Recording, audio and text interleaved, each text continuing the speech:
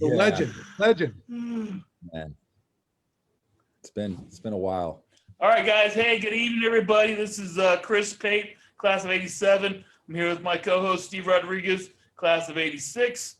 Tonight we got a very special guest. We're going to get to him in a second. A few things to take care of first. First thing is we want to congratulate the boys team on making it to the regionals this year. Lost a close one, 68-67 in the regional semifinal. The other team scored with like 6 seconds left of the game to take it by 1. Anyway, they had a good season. It was fun watching them and following them, and wish them well for next year. A lot of them are moving on to college. Also, I want to let you know that we are not in any way affiliated officially with Bayshore Christian, so everything that you see here is the opinions of the hosts and the guests. So don't hold it against Bayshore Christian if we say something that's off color or out of line. And last thing I want to tell you, what?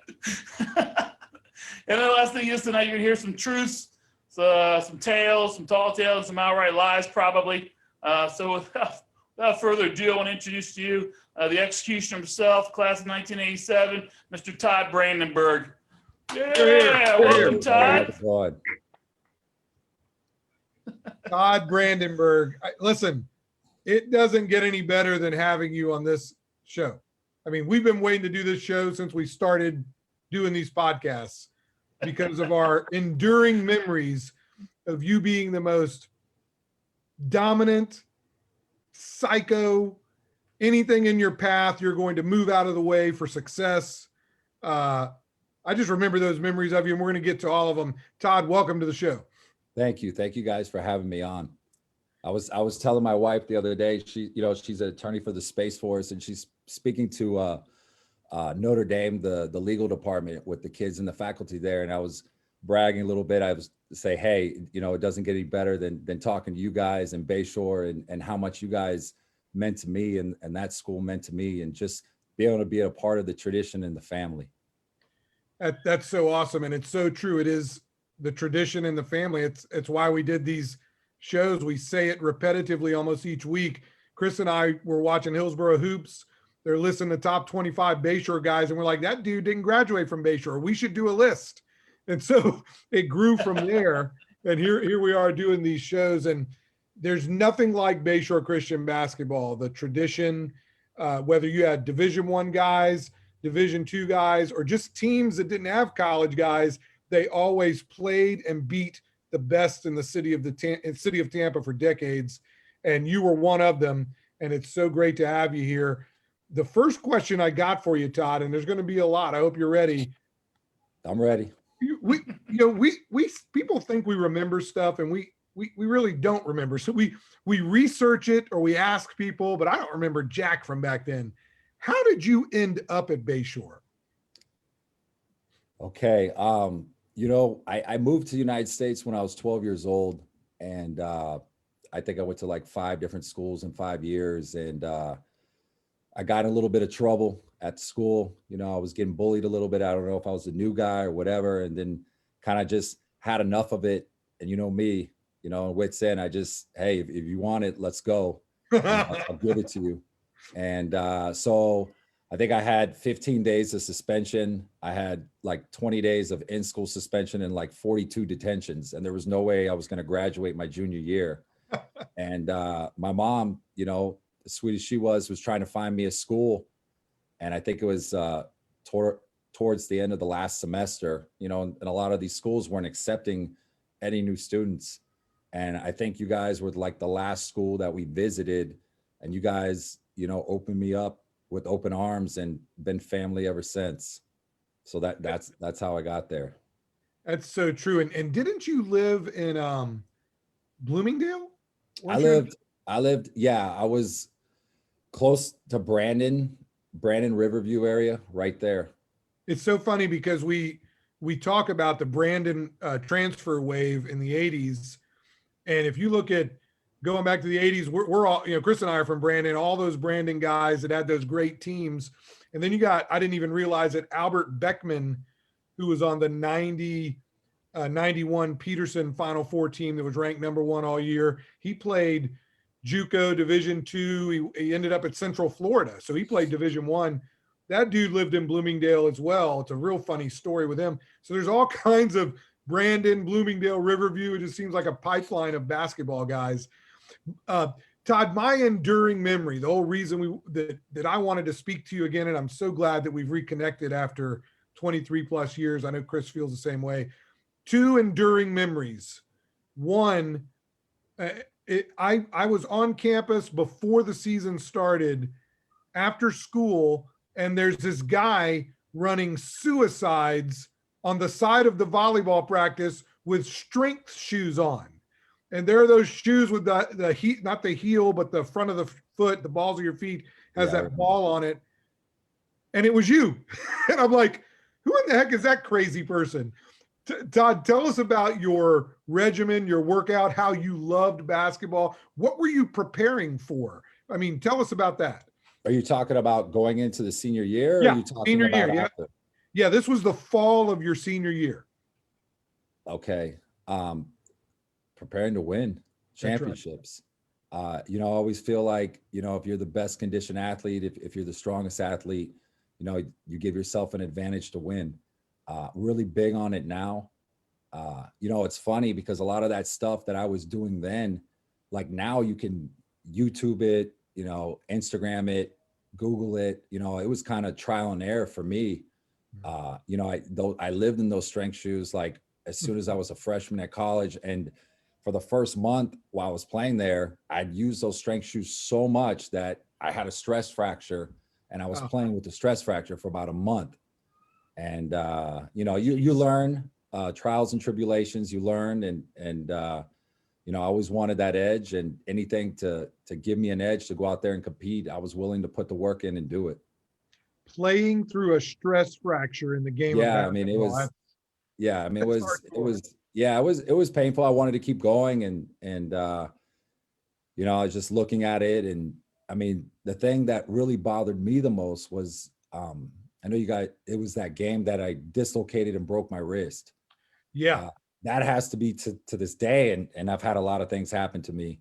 One of the most painful things that's ever happened to me. Yeah. You missed 14 games. Do you remember who that was against? It was against Tampa Prep. Wow. And I remember it was against that kid. He ended up being City Player of the Year, with Desmond Allison. Right. That kid. And he was a whole back. Was it Casey Sanders? No, I think it was the 6'4". I think it was Sean something. Okay. Sean, yeah. He was 6'4", 6'5", and I think he was a whole back. And what happened after that, going to my freshman year of college, I think he was just bigger than me, as far as lifted more weights, was more on the weight regimen. I ended up putting on 23 pounds, after that season, just because it affected me. I've taken that fall so many times. And I remember just looking down at my wrist and seeing it just dislocated and broken, off the floor of the gym. And I was like, all right, I'm not getting up from this one, and then they had to come out, and it was tough. It was tough because I didn't get to play my junior year and for reasons, and I wanted to play, and I think it affected me later a little bit, during the season, just not being in basketball shape. Well, certainly, 14 games, I think we lost 5 or 6 of them. So I think that was a critical, that impacted the team greatly, your absence. We've got some Facebook posts coming in. We're going to read them for you. This is I always call her Missy Cabot. She's our guest co-host for when Chris is not here. She's the greatest. And she says, ugh, flippin' Tampa Prep, ! And then she says, hi, Todd. So she's waving at you. Yeah. So I said hi. I know who she is. Yeah. And she, her name is Melissa Charlene. I call her Missy Cabot because that's what I remember as when she was little. So she says, I believe last time I saw you was in 1997, speaking to you, Todd. So that's really great. And glad that we have a lot of people watching the show again this evening. We want to talk a lot about that 97 season. You were a one-season wonder because you only played that year at Bayshore, and that team was really great. I mean, we're going to have other guys from that team on this show. I mean, Polito was your playmaker. Hugh Thomas was long and could defend. Damon Allen was your double guy, team leader. Elijah produced a lot. So you had a lot of pieces on that team. We're going to come back to it because I think Chris and I both want to hear about post Bayshore first, because you've had a great professional career. It starts after your senior year. You go to Flagler. Start there, but then tell us about all of your professional accomplishments. It's pretty an amazing story, and we're looking forward to hearing it. Yeah. If it wasn't for you guys, if it wasn't for that culture that you guys built and that love that you guys gave me, and just that basketball feeling, I always loved the game. I didn't start playing basketball till I was in 7th grade, and I didn't get to, there was a few years in between I didn't get to play. I was playing baseball. You guys just had that culture. You gave me that buzz, that feeling. I was excited to go to college, just because, of the stress fracture and everything, and only getting to play that year, I kind of had to earn my way to play. I was going to start, and I mentioned before, I was in those strength shoes for about a month, and I was playing with the stress fracture, and the coach there I wanted a red shirt. He didn't want me to red shirt. He's like, look, I see you playing. For me, I just wanted a place where I could go and play for 4 years and get that experience, because I never had that even in high school. So talked him out of it, and to play, because I wanted to play more. As the season went on, you're out of school like that. There was a lot going on with me personally. It was just a tough time. And I had to say, I made a list of the positives and the negatives about playing. And, everybody wanted me to play, but I just knew the person I wanted to be, I had to give it up. And, it's funny. Sorry, I didn't think I'd get emotional. No. We can see the emotion, and there's so many former players when the end comes, and you never get over it. So we can see. Yeah, I mean, it was. I was just starting. They labeled me a sleeper. Everything was coming together. I told you I put 23 pounds of muscle. I was jumping out of the gym, and it was a tough decision. And I look back, and I had to make the decision. I questioned myself. Because it was my decision, which I feel good about. It wasn't anybody else's decision. It wasn't like, hey, I was about to start. And, sometimes if you love something, you let it go. And if it comes back to you, I've been able to do some amazing things through the game and still play and stuff I never thought I would do. So. And that's true. It came back to you. I mean, it came back to me in a big way. Career is unbelievable. Yeah. Yeah, it came back to me in a big way, and very grateful that every day I wake up, I get to do something I love. I live in California. My gym is right next to UCLA. It's premier facilities. There's not a lot of gym here. Real estate's at a premium. I've got to go to Hawaii. I flew to Oklahoma. I did Jay Billis and Paul Biancardi's college coaching. Got to coach some of those guys. The kid that just won with Mocan Elite over at the Peach Jam, he was on my team. I mean, just some amazing experiences. Yeah, if I could jump in real quick and share for the people who are watching, Paul Biancardi and Jay Billis. Billis is a former Duke player and is now a lawyer and a famous announcer for ESPN. Paul Biancardi is one of the ESPN recruiting analysts.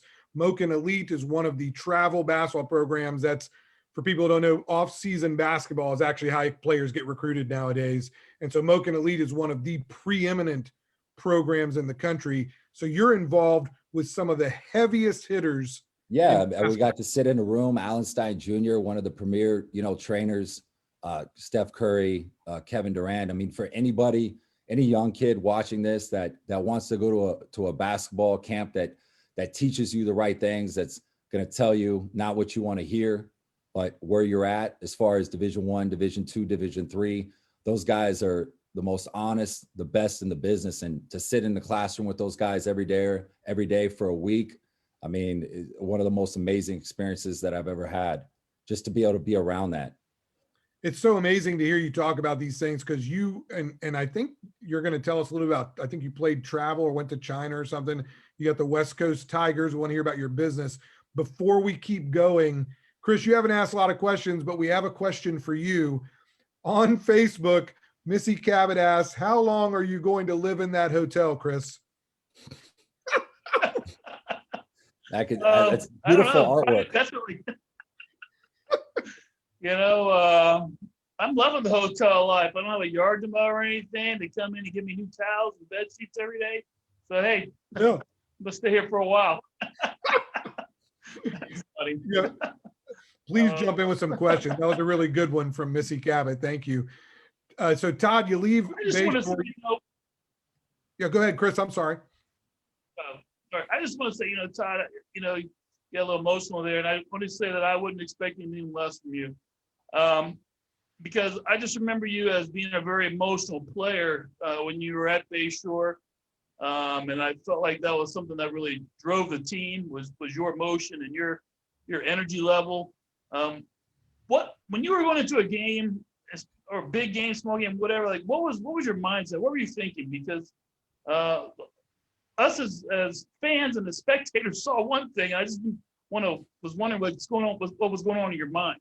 Yeah, no, that's a great question, Chris. Talking about that emotion is like, that was one of the reasons I stopped playing. Is if when I laced up and I stepped on that court, I was going to give you everything I had, and some, and I was going to leave it all out there. There was no breaks. There was no not getting back on defense.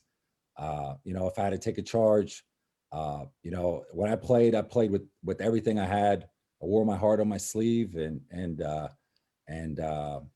it was to win, at any cost, and to beat you. And, and the guys that were with me, like you guys mentioned before, we had great guys, a lot of talent. And if I was on there and we're going to battle, I'm going to give you everything I got.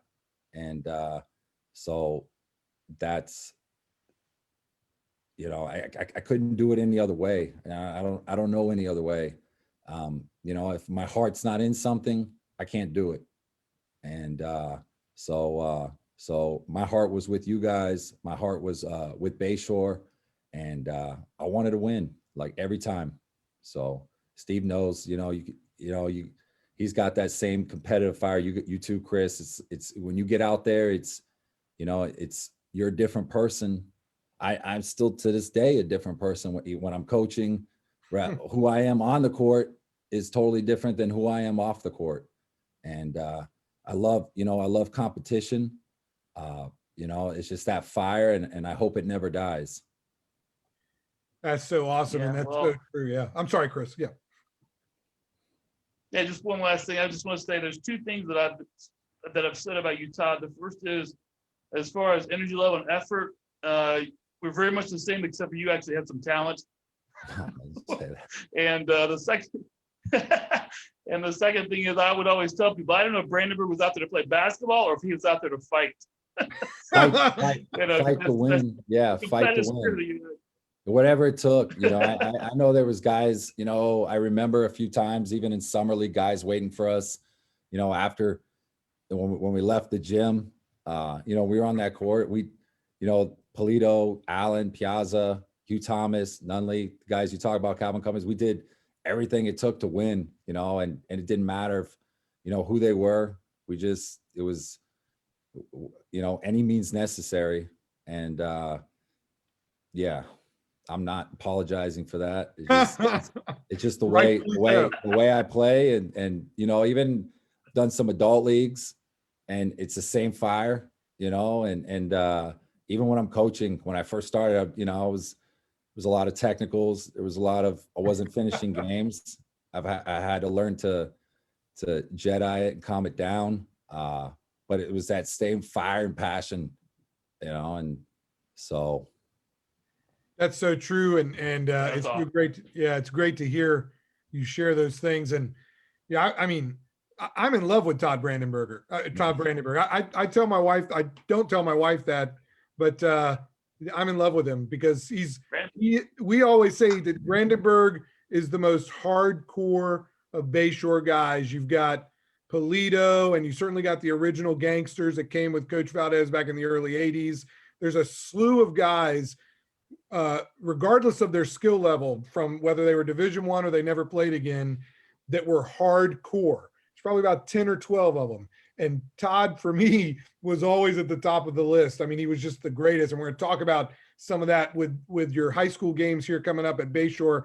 Before we circle back to that real quick, I want to give you a chance to talk a little bit about your business, the West Coast Tigers.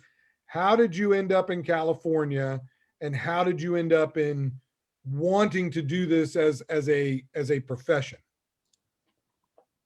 After I graduated college, I moved out to California. I was always fascinated by movies. You know, I grew up in, like I said, Central America, Panama, watching a lot of movies. We didn't have cable. Came out here, worked at a studio. Warner Brothers, started as security, then a production assistant. I moved on to working with a guy that was a pretty prominent writer at the time. Had to sign this non-disclosure. We worked 9 years on this film called Salinger. It's about J.D. Salinger. He wrote The Catcher in the Rye. It was in Newsweek. I think Weinstein Company picked it up. PBS bought it. I'm in it a little bit. I did everything behind the scenes on it too as well. And I was just, after being there and having to work with, I mean, it was a great experience. I got to meet a lot of cool people, got to go to a lot of cool places, but I was just like, I don't like not knowing what's going to happen next. You know, like when the ball goes up, either you win or you don't win. You know, 4 quarters, you finish. There was a friend of mine that was part of this dream center. It was in like the Rampart division, one of the, you know, where they filmed the movie Training Day with Denzel Washington, really sketchy area. And he talked me into coaching. And I was like, he's like, come on, the kids need it. I was like, you know, I played basketball. Okay, let me check it out.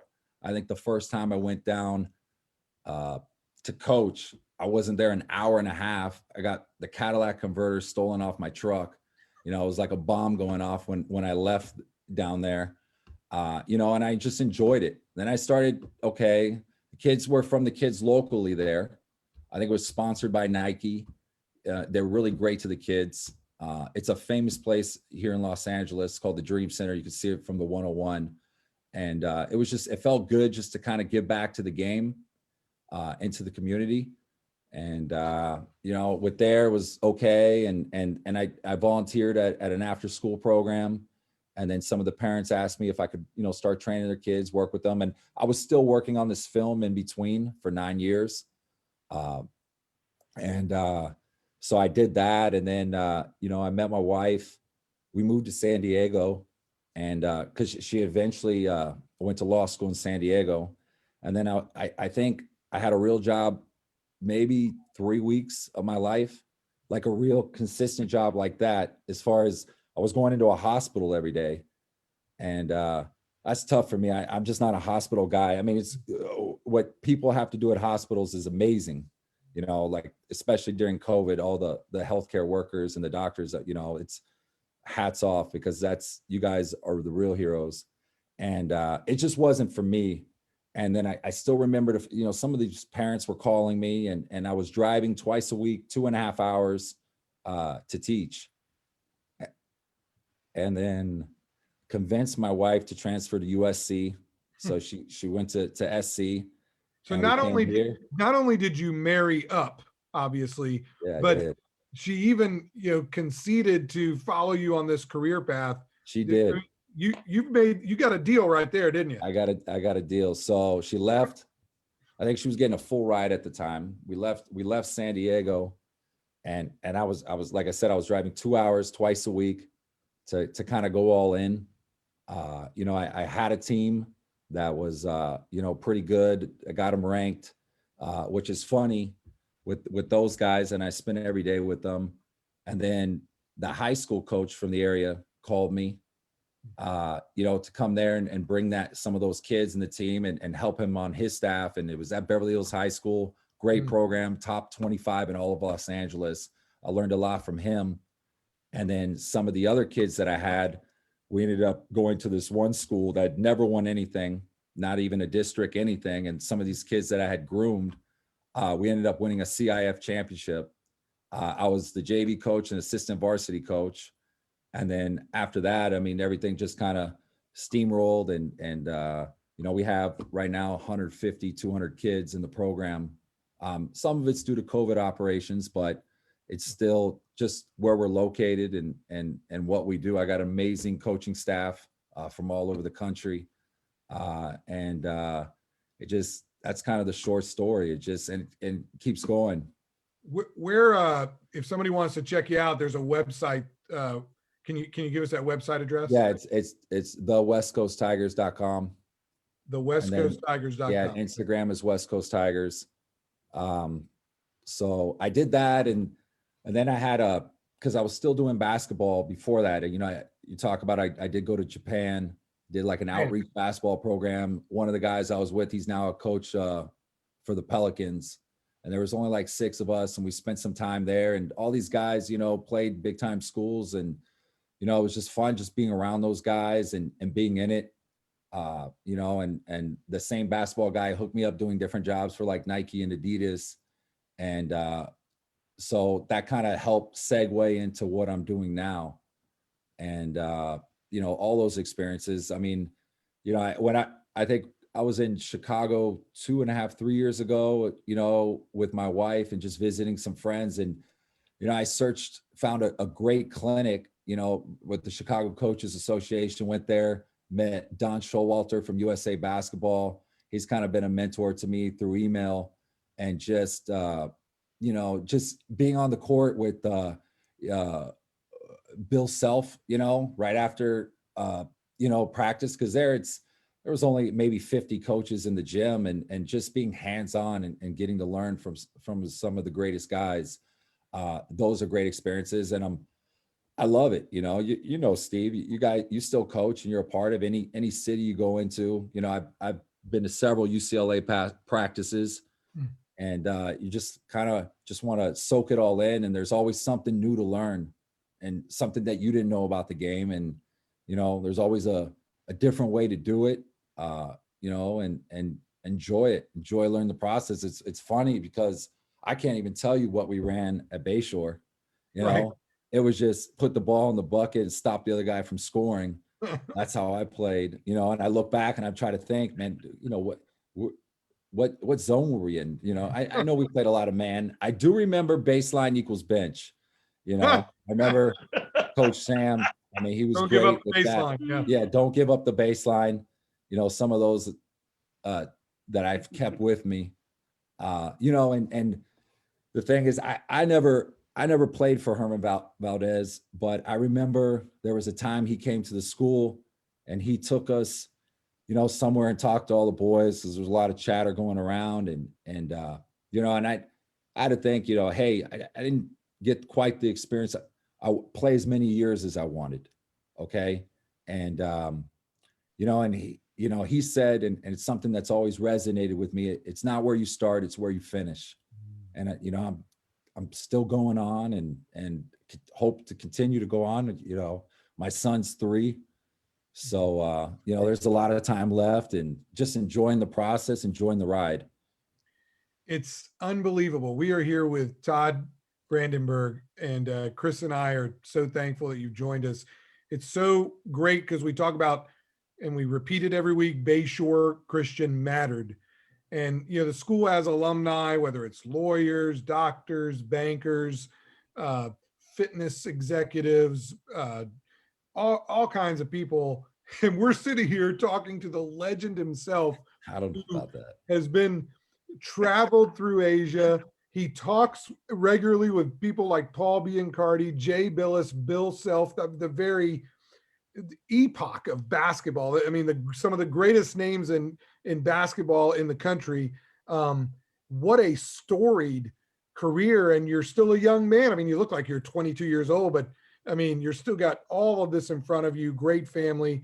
And it's just wonderful to see how God has blessed your life and all the things that you are doing.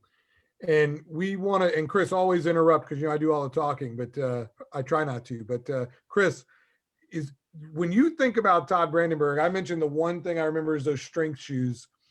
The other, and we want to go through the whole season. We want to hear about your teammates. The most memorable thing I have is the 1996-97 district championship at Keswick Christian, when Todd delivered 22, 15 rebounds, probably 4 steals, couple of blocks, and a memorable dunk because he had been waiting to get that dunk. So, That's right. I mean, that performance, I mean, you're talking about, I mean, I think Damon had 10, Damon Allen, who was another senior. I think Elijah had 14. Polito shut down De La Vega, as did Hugh Thomas, their leading scorer. But Brandenburg did everything. It was one of the greatest games I ever watched. Todd, tell us about that senior year. So you found a school that fit for you. You're working out in preseason. We're watching you work out. Now you're joining this group that's been together. They've won a district title the previous year. Tell us about what that season was like, if what you recall about that season. I mean, it was some of the best time of my life with those guys. I think leading up to those seasons, you know, Coach Sam, one of the greatest guys. I know you guys have had him on. He's amazing, you know, considering, you know, everything we have to do at coaches and now what basketball has turned into. And this guy just selflessly, you know, giving rides home. I mean, he was like a mentor to me. And, you know, just him taking us to camps, getting ready. I think that was some of the best stuff. The summer league, you know, doing that and just having that experience and building that camaraderie and that bonding. I mean, you can't put a price on that. That's the stuff that, you know, everybody talks about the season and the wins and everything else and the championships, but it's more about the culture that you guys built. You know, with the pregame meals, with the hype, just everything. You know, I mean, I know Steve, you guys made us shirts. I mean, just stuff that you gave us was the real treasure. And then, you know, just spending that time with us. I mean, it's a lot of time. I mean, I do it now and, you know, I didn't realize it till COVID hit, you know, how much I was gone and on the road and not here. You know, now I got 2 kids, so things are a little different. But it was an amazing season. You know, like you said, we had a lot. Are your 2 kids already working out in strength shoes? You know, Dash is doing some stuff. I got to take him. He's going to practice tomorrow. He just turned 3. Okay. I got somebody else working with him. It's soccer. You know, he's going to play everything. I have a few things for him here that I wish I had. You know, but at the end of the day, if they don't want to do it and they're not out there doing it on their own, it doesn't happen. You know, you can't buy it. You know, you gotta love it and you gotta want to get out there and do it on your own. You know, it's I tell parents this all the time, you know, and I got this actually from Paul Biancardi. It's, you know, parent says, hey, you know, what do you think about private training? You know, and private training is great, but you know, if your kid's not out there doing it on its own, then it doesn't mean anything, you know, and taking some of that stuff that a coach or a trainer gives you and you're not out there and putting in that work, you're never going to be, you know, amount to anything, to what you should be. You're exactly right. Some of it is, I mean, I don't like what basketball has, or a lot of sports has become. I mean, other than high school football, which is once a week, it's going to be on a Friday night. Really, travel sports has taken away. Oh, it's baseball, volleyball, basketball. Yeah, I mean, it's every weekend. It's every weekend. I think, you know, we're just hungry to have games or a tournament. Now these kids have options. You know, there's nothing like, hey, come to practice on the weekend or you know, just, you know, run some hills or get in the sand and get some sand work or just rest your body. You know, they'll jump on, play with somebody else or you know, and it's you know, you see how many injuries there are, and then this load management. You know, it's tough. You know, these are supposed to be some of the most conditioned athletes in the world. It's tough. You know, the guys that I grew up watching and loving, I don't think they missed any games. Exactly. And they Exactly. played through injuries, and they played for the love. And it's just, as you know, Steve, and I'm sure you too, Chris, it's turned into, it's insane. It's great for the league, but it's insane how much basketball there is. And, there's a tournament every weekend in Vegas. If you wanted to go and right around here in, Orange County or at the Mamba, now it's the Sports Academy. Right. Tournaments. So just going back, I didn't mean to parlay, just having that season, it was just a special place, Bayshore. You guys let us go in the gym anytime we wanted to get shots up. I remember teachers having to come pull me out of the gym to go to class. Who were some of your favorite teachers while you're at Bayshore? Of course, you got to say Mr. Piazza. I mean, there was nobody else like him. Right. Miss Way, she was cool, tough, but cool. Volpe, I mean, he wasn't a teacher, but he was a figure around that place, and it was great having him, and he loved it, and he was supportive. And you guys had, I hope they still had, I haven't kept in touch, but you guys had what everybody, where you got the players, you got the student support, you got the administration support. Hopefully, we had the athletic director support. I mean, that's a dream job for any high school when it comes to that. So, and it just that culture that you guys built. I mean, I didn't feel that same way, when I played in college a little bit, and what you guys gave, like just having those pregame meals. I know I touched on that too as well. It just made us feel like rock stars. So, we wanted to go out there and play hard and deliver.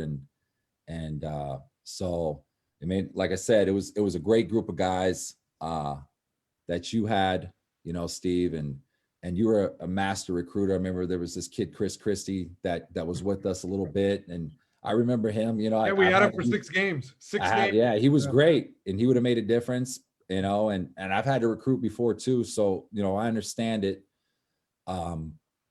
So just, all those guys were great. Polito was a character. He said, "Hey man, get ready. I'm gonna get you the ball."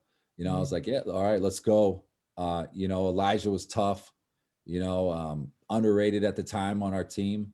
Hugh, he must have streamed from your pipeline because he was, always saying there was college scouts and stuff in the gym. There probably were, but he was, just giving that motivation. Hopefully he's a motivational speaker now. I mean, he was great. Damon, like you said, was solid.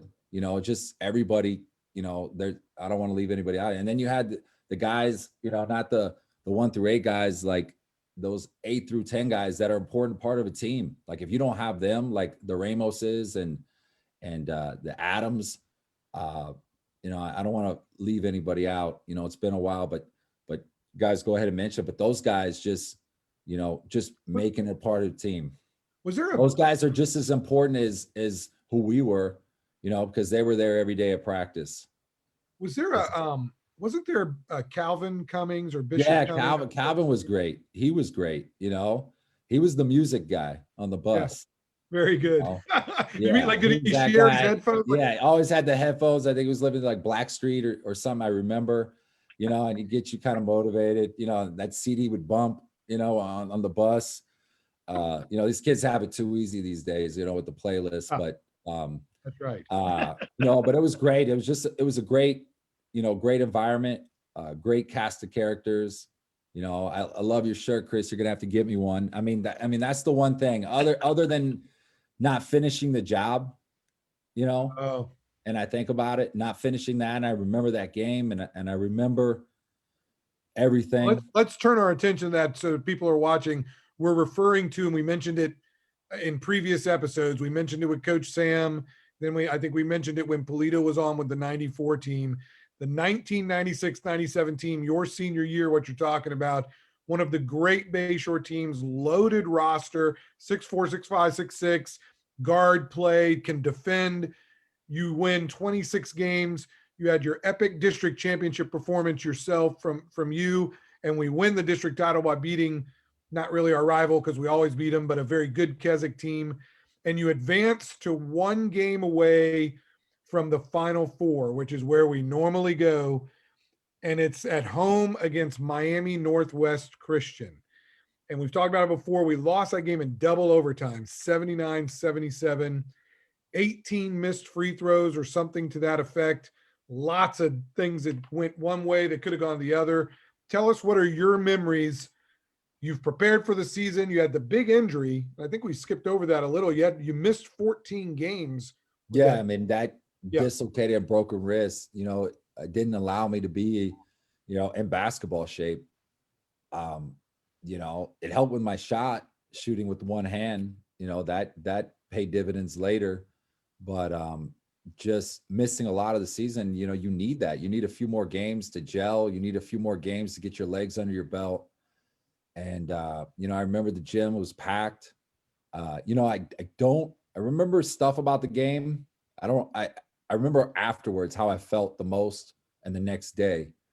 I remember my legs feeling like lead. Just they weren't in basketball shape. And I just remember giving it all I can. It just kept dragging on. Somebody had to take it. And, it was a letdown. It was a disappointment. I'll be honest, it was, you still think about it because there were so many, there wasn't one part of that game that caused you to lose that game. There was a multitude of reasons, and you've touched on it before. You can't win a game if you miss that many free throws. Nobody really does. I know as a coach, but just being there, I remember that it was just like a roller coaster. It was up and down. It was loud. I know a few guys fouled out, and then, more importantly, you play the game to win and you love it, and you give everything you have, but it's just being in the locker room with the guys after the game and just looking into their eyes and knowing that this is over and you're not going to be able to get it back. There's a lot of things you can get back, but this is one that you're not going to get back. And I remember, waking up the next day, I had to go to school. That was my parents. If I didn't go to school, I wasn't able to do anything. So I think I showed up at like 1:30 and just feeling like, I got, the life sucked out of me. But, fortunate enough just to play in games like that. And so, sorry, Alexa's going off. No problem. I don't know how it hit that. Maybe she has stats on it. That's right. Alexa's going to replay that game from back. Yeah, hopefully. Maybe we can remember how it ended. I got a couple of Facebook posts. Jamal Lamb says, "The man, the myth." So he's saying hello, and he's referring to that game. What a battle. Yeah, tell Jamal I said what's up. I love Jamal. Yeah, he was great having him at that school too as well. Very good. Yeah, no, that game, we were down 6 with about a minute to go. We come back and take the lead by 1. They make 1 of 2 free throws. It's going to go to overtime. We have a turnover on an inbounds when we're up 2. It's just what I remember from that game from you was a major 3-pointer that I think tied it. You spent most of the game in combat. So you're underneath fighting. You had a lot of dribble drive, a lot of interior baskets. So this 3 was not out of character because you could make 3s, but it was not where you were normally positioned on the floor. And it was a crucial 3. I think tied it at 56 or earlier in the fourth quarter. But yeah, I also remember in the game afterwards in the locker room, there actually wasn't a lot of tears. It was more shock, that this had come to an end. A couple more posts on Facebook. Coach Sam says it was an honor to coach you guys. He had the same love and passion that he had for the game of basketball, and glad to have been a part of the journey with you. So yeah, Coach Sam, we could do a whole episode just talking about him. I know you guys have done one, but just how much he's meant to me in my life. He was crucial in my life, those rides home, and just being a mentor and somebody just to talk to. I wouldn't be where I am today without him. Huge impact on my life. I even crashed at his place. I know for a few days, I probably got thrown out of the house or something. You know, and he was there for me, and just an amazing guy, amazing man. You know, that was, you know, he was the perfect fit for us. Just as far as, just because we were, you know, we're kind of, you know, a lot of different characters on that team, and he was just, you know, calm and cool, and kept it together, and he allowed us to be ourselves, which is great to have. And you know, I'm very fortunate just to be able to play under him and have him in my life. Very impactful. That's great to hear. One more post from Jamal says, "Love you, bro." So he's responding to you saying hi. And yeah, that team had lots of characters. Polito was a dynamic playmaker, could create offense from defense, could shoot the three, but was also one of those hardcore guys, just like you. Damon was probably the preacher. He produced the double-double, was also a calming character amongst all of those different personalities. Elijah was still young. He was a junior, the underclassman in that group, but he was coming into his own. I mean, he had some double doubles throughout the postseason. We call you the executioner because we felt like that you were going to crush the opposition. And I was getting ready to name the show that, but you don't want to say those. You might have one of your 10-year-old kids or 12-year-old kids watching it, but you did crush everything that was in your way if it was going to prevent us from being successful. And that is a character trait that I admire, because you left it all on the court all the time. And that's why we love Todd Brandenburg, and they're so thankful that you're here with us tonight. Chris, you're sitting there smiling. I know you've got some more questions, don't you? Well, you know, guys, I mean, again, Steve's already said a lot of it, but you are the epitome of folklore. You are the epitome of Bayshore basketball. You know, you came out of nowhere to come to Bayshore, came in, you made an impact on the school, on the team, on our lives.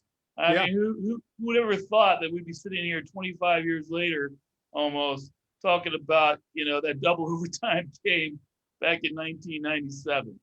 But like Steve said, I mean, you know, as far as I was concerned, it was the look that you always had on your face when you were playing the game. It was basically, like Steve said, you were going to crush everything in your way. I admired that greatly about your game. I just felt like that no one else left as much on the court as you did, and I think that's why you've, you know, resonated over the years with us, because we just admire that, respect that, and somebody, it sounds like you've carried that on for the rest of your life. So Yeah, congratulations you on that end.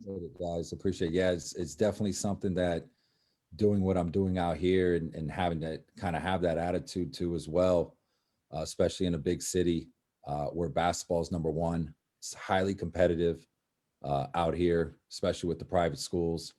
A lot of great talent out here, and like I said, you know, the feeling's mutual. If I didn't have that platform that you guys built, and that love and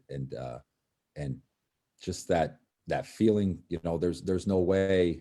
You know, I always play the game, and to this day, you know, I still play, and that's the only way I know how to play. And if I'm not playing like that, I don't want to be on the court. And when I coach too, or if I train, it's always like that. It's 110%.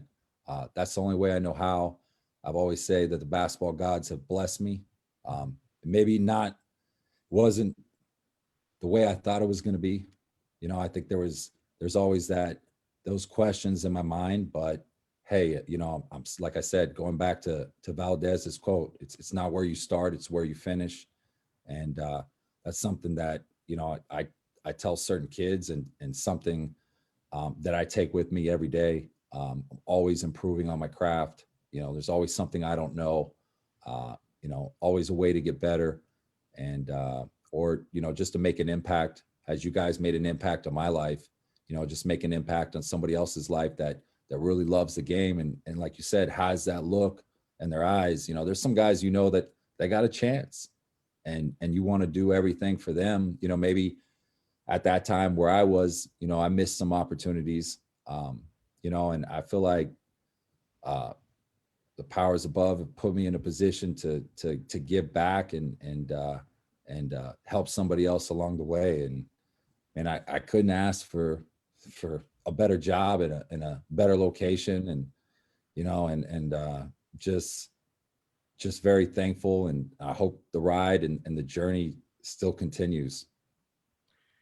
Absolutely. And it certainly will. There's no doubt. And there's kids in Florida and Georgia. Well, there's kids around the country who have heard me give the speech about the hardest core player I've ever witnessed.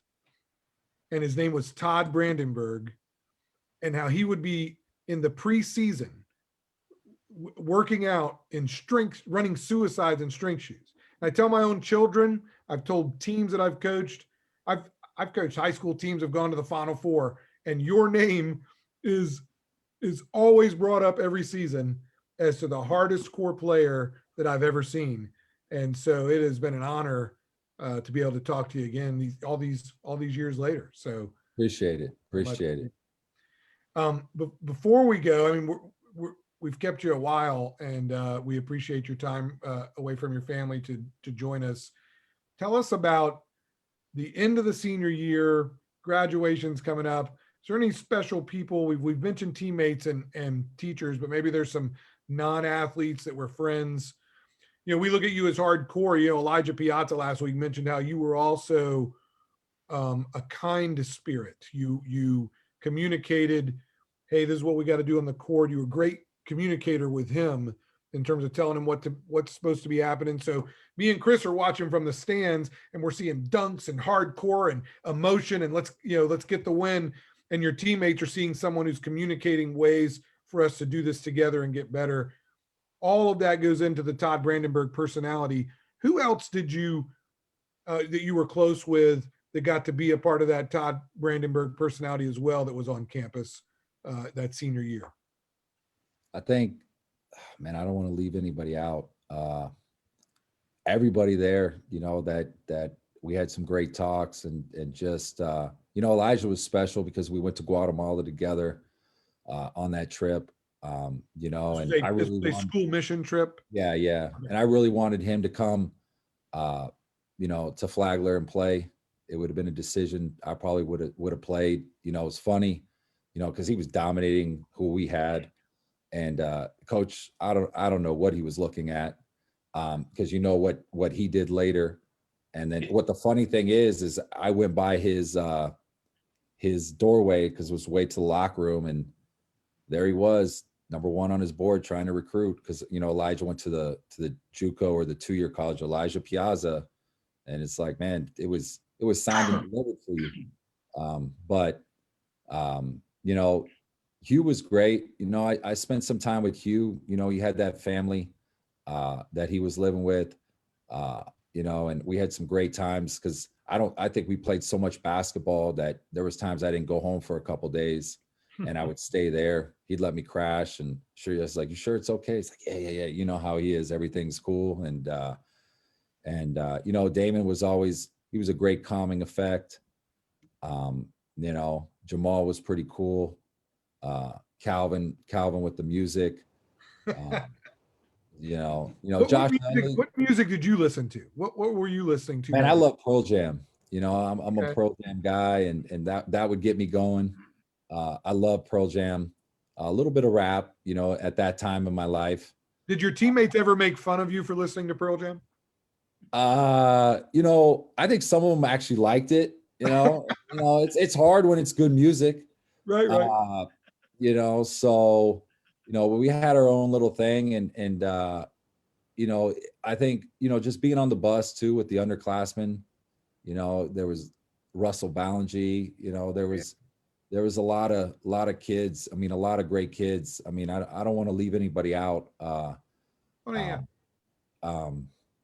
You know, like you said, Josh Nunley came. Ramos was cool. You know, he was always in the gym, you know, and just there, you know, he knew what was going on. You know, he knew the history of Bayshore, you know, for me better than anybody there. So Right. Yeah, Ramos goes way back. He's a Bayshore, not we say lifer, not a lifer, but he was there a good while and he knew the history. yeah, and then just everybody that was a part of the program, was pretty special, from I think it was Emily doing the stats to Yeah. who else, she was great with all that time. Anybody that was a part of that program, and I hate leaving, like I said, I hate leaving people out, even Mr. Fitzpatrick, and in the gym always, it was great to see him before a game, it's just very heartwarming. Did his son Chris Fitzpatrick, did he get pulled up to varsity that year? Was he on varsity or no? Do you remember? I'm bad at that. When it comes to that. None of us remember. Yeah, I'm bad at that. I don't want to say yes or or no. But I know he was a pretty good player. So like I said, I don't want to leave anybody out. Like I said, it was a special place. I hope the history there still continues. I hope they do take care of unfinished business. I might even come see that. There you go. I'd love to. We're still waiting, man. We're still waiting. Yeah, I'd love to get together with you guys. And also do something for the school for the basketball, Steve. If you could, put me in touch with somebody, I'd love to do something for them, because like you guys did stuff for us, and Coach Sam and you too, Chris, and everybody that just give back a little bit, because you guys truly did make it special and just a place where you wanted to play and give your heart out and be. It was just it just had that magic in the air, and I hope they continue it. Are they? Sorry, No. It's a good question. They have. It's very interesting. We the school is different. The heyday of the private Christian school really was the 80s and 90s. Things have changed. Robinson and Plant used to be, gangbangers and drug dealers. Now they've cleaned it up, so there isn't a lot of kids leaving those public schools, and there's a lot more private schools that compete in the marketplace. So the student population is different. But to their credit, under Coach Broderick Day the last 10 years, they've got 4 district titles, 5 20-win seasons, a state Final Four. So in spite of all of the changes over the decades, basketball continues to be this dominant subculture of winning, no matter what's going on. And even when they have a year like we expect more or less or whatever, it still just keeps the same thing going at Bayshore Christian. Expect a miracle is on the wall, the maroon and gold is in the gym, and the players can play. And so it's funny that you asked that question. No matter what, it just seems to keep going. And that's certainly a blessing for all of us to be able to look back and that's important. That's important to have, especially with the tradition that you guys built and carried on. I've seen Tampa Catholic out here in Palm Springs when Kevin Knox we played against him. Love to see people come out here and play in that holiday tournament that they have, and because it feels good to be a former player and to be proud of where you came from, and to keep that alive. Sports have a major impact, and I love hearing that, and especially everything that it's given me. Just love to continue and be a part of it. Absolutely. Chris, you got any last words for our time here with the legend himself, Todd Brandenburg? Todd, just appreciate your time, man. It's so great to see you here 24, 25 years later. Like I said, your legacy, the folklore of Todd Brandenburg will live on forever in Bayshore basketball annals. A lot of players have gone through that school, and, Steve and I have probably seen a couple hundred, 300, 400 games at that school, and seen a lot of players go through, and most of them we don't remember, but buddy, we remember you. So appreciate it, guys. The feeling's mutual. I hope it's not going to be this long till we see each other again. It's been great. I'd love, I don't know what they're doing. I know about social media and we have it, but my wife keeps me filled in a little bit. She's the one who helped you find the Yeah, Alumni yeah. Facebook page. And, with everything going on, Exactly. coaching and all the games and everything going on, I mean, we have it. Somebody runs it for us. I was gonna say. So yeah, now there's keep in touch. Absolutely. We plan on doing something during the summer. Yeah, I know, and that's the height of travel season, but maybe late July, maybe August, certainly during the Christmas holidays. So we'll try to do 2 things a year moving forward for the basketball guys. So hopefully one of them or both, one of them you could make. Yeah, I'd love to be Great for us love to to be a connect. part of it. Just let me know. Give me an early heads up, and I'd love to be a part of it and see everybody. And like I said, man, that you guys and everybody at that school is always has a place in my heart. And I really appreciate you guys having me on, and really appreciate everything that you guys did and Coach Sam and everybody involved in that school has done for my life, because without you guys, I wouldn't continue to do what I'm doing and continue to impact and just be a part of this beautiful game. Absolutely. Todd, thank you so much for being with us here tonight. It has been a pleasure and honor for the 3 of us to get back together and share. You look great. We had a great time tonight with the legend himself, what I call the executioner, one of the hardest hardcore guys you'll ever meet, who left it all on the floor every single night when he entered the arena of combat. And a lot of people I've for over the years, I've told everyone about Todd Brandenburg as being one of the greatest guys I ever knew. So thank you for being here tonight. Chris, thank you as always for returning. We got you back 2 weeks in a row, so that was great. There you go. Thank you guys, and we'll talk to you soon. We'll reconnect soon. Thank you very much, Todd. That's good. Thank you, guys. Steve, Todd, great to see you guys again. See you.